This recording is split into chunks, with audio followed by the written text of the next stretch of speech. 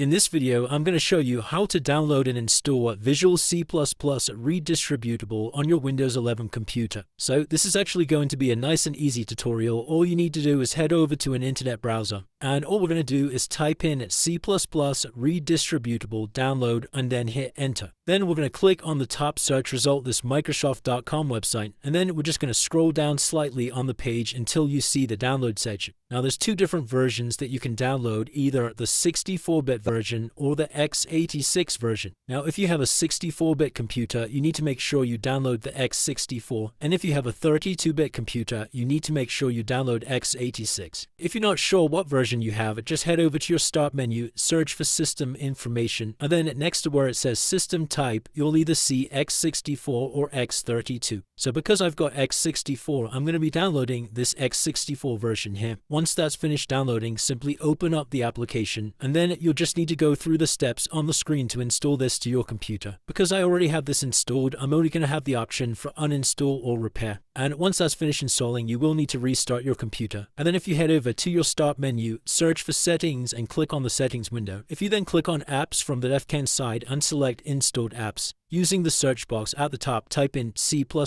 You can see now we have all of these Microsoft Visual C++ Redistributable applications. And it's really as simple as that, guys. If you did find this video helpful, then let me know in the comments, and I'll see you in the next